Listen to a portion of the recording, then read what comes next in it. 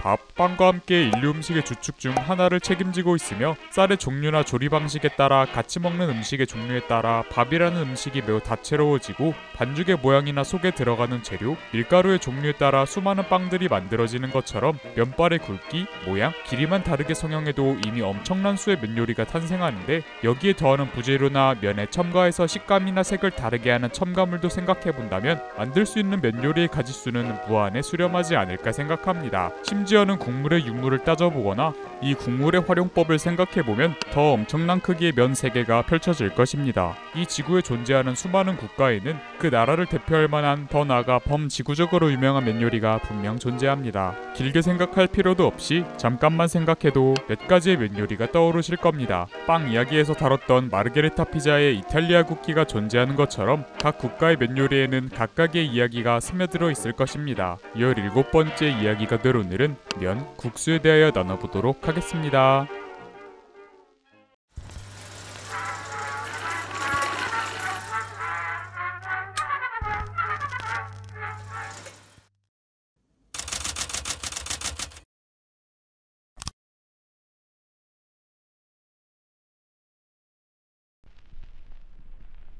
저도 면을 정말 좋아합니다. 밥보다 면을 더 좋아하시는 분들도 분명히 계실 것이라 생각합니다. 국수라는 단어의 대표라고 할 수 있는 잔치국수, 잔치국수 속의 면이 소면, 가장 편하고 가까운 면이라고 할 수 있는 라면, 인스턴트 라면의 원형인 라멘을 순서로 이야기해보고자 합니다. 면은 여러분께서 이미 알고 계시는 것처럼 일반적으로 다양한 곡물가루를 반죽하여 가늘고 길게 뽑아낸 음식을 말합니다. 물론 예외인 면 요리도 정말 많이 있지만요. 면, 즉 국수라고 했을 때 저는 가장 먼저 이런 잔치국수가 떠오릅니다. 저에게 익숙한 잔치국수는 멸치를 메인으로 우려서 만들어낸 육수에 탱글탱글 잘 삶아진 소면을 넣고 그 위에 고기나 김, 달걀지단 호박이나 김치 등 여러 고명을 올리고 짭짤한 육수를 원하시거나 매운맛을 원하신다면 기호에 따라 간장이나 고추를 추가해서 먹는 눈으로도 즐거운 음식이죠. 그럼 왜 우리는 이 면 요리를 잔치국수라고 부르게 되었을까요? 지금은 국수가 접하기 쉬운 음식이지만 옛날에는 아니었죠. 귀한 음식이었기에 잔칫날에나 먹을 수 있었고 기다란 면은 장수의 뜻을 담고 있기에 기쁜 날인 잔칫집에 어울리는 음식이어서 모두가 기쁘고 행복한 날 소중한 사람들과 함께 먹는 국수는 말 그대로 잔치를 상징하는 음식 그 자체이기에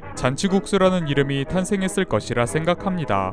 이렇게 귀하디 귀한 밀로 만든 국수는 그럼 언제부터 흔한 음식이 되었을까요? 그건 미리 본격적으로 재배되기 시작했다는 것도 이유가 될 수 있지만 결정적인 원인은 한국전쟁 이후 밀가루가 값싸게 많이 대한민국으로 들어오며 밀 소비량이 늘어났기 때문이죠. 이 시기를 보면 생산량이 부족한 쌀 소비량을 줄이고 밀을 더 많이 소비하기 위한 노력을 곳곳에서 찾아볼 수 있는데요. 한 대표적인 예로 설렁탕이 있습니다. 설렁탕을 주문하면 접시에 예쁘게 말아져서 나오는 이 소면을 보신 적이 있으시리라 생각합니다.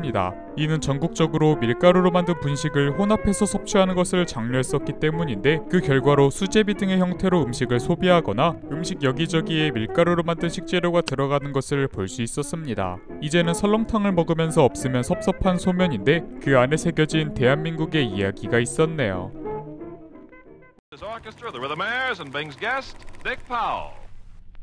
우리에게 또 익숙한 면이 뭐가 있을까요? 저는 라면이 절대적이라고 생각합니다. 누구나 쉽게 만들 수 있고 맛도 훌륭하죠. 대형마트나 편의점에 가면 따로 라면 코너가 존재할 정도로 빽빽하게 채워진 수많은 라면을 접할 수 있는 지금입니다. 봉지라면과 컵라면으로 나눠본다면 더욱 다양하겠네요. 면을 삶아서 따로 준비할 필요도 없이 끓는 물에 면과 스프를 넣어서 조리하거나 따뜻한 물만 부으면 되니 이만큼 간단한 면 요리는 없을 것 같다는 생각이 드네요. 방금 말씀드렸던 라면은 조리 방법이 매우 간단하고 배도 든든하게 채울 수 있어서 딱히 입맛이 없거나 음식을 하기 귀찮은 상황에서도 먹기가 쉬운 음식이라 가장 가깝게 느껴지는 면이 아닐까 싶습니다. 그렇다면 이런 인스턴트 라면은 처음부터 우리에게 익숙했을까요? 우리나라의 최초의 라면은 무엇일까요? 이 점은 이미 알고 계신 분들도 계시리라 생각되는데요. 대한민국 최초의 라면은 1963년에 출시된 삼양라면입니다. 말 그대로 대한민국 인스턴트 라면계의 원조라고 할 수 있죠. 하지만 처음에 출시했을 때에는 꼬불꼬불한 이상한 모양이 사람들에게 거부감을 줘서 난항을 압박을 겪었지만 열심히 대중에게 다가가기 위한 노력을 했었고, 앞에서 말씀드린 혼분식 장려운동의 영향도 있었을 것이며, 아무래도 한국인의 취향에 맞는 얼큰한 빨간 국물이 입맛을 저격했기 때문이 아닐까요? 최초의 삼양라면의 포장 디자인을 살펴보면 닭이 그려져 있는 것을 볼 수 있는데요. 그 이유는 국물 맛의 베이스가 영감을 받은 일본 라면 제조법을 가져온 닭고기 육수였기 때문이죠. 대한민국 최초의 라면인 삼양라면은 출시된 지 아주 오래된 지금임에도 불구하고 인기라면 순위에서 아직도 순위권 안에 들 만큼 인기를 꾸준하게 유지하고 있죠. 아무래도 국민들의 머릿속 최초라는 타이틀이 강력하게 영향을 끼친 결과가 아닐까요? 뭐든 확실히 1위 또는 최초라는 단어가 우리의 머릿속에 쉽게 남는 것 같습니다.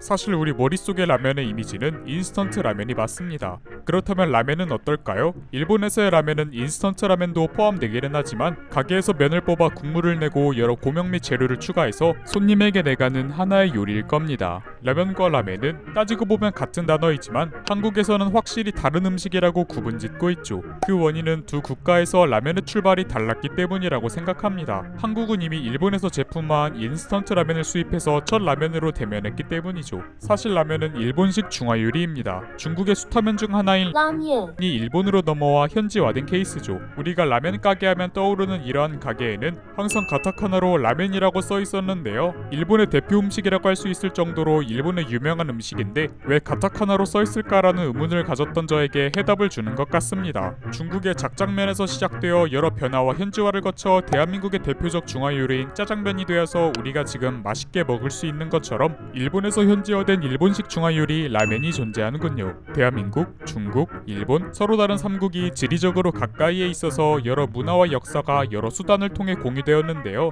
그 문화 중 하나인 음식이 이렇게 공유되어 지금의 결과를 낳아 우리의 오감을 만족시켜주니 그 결과를 누릴 수 있는 기회를 갖고 있는 현대인으로서 정말 행복한 것 같습니다.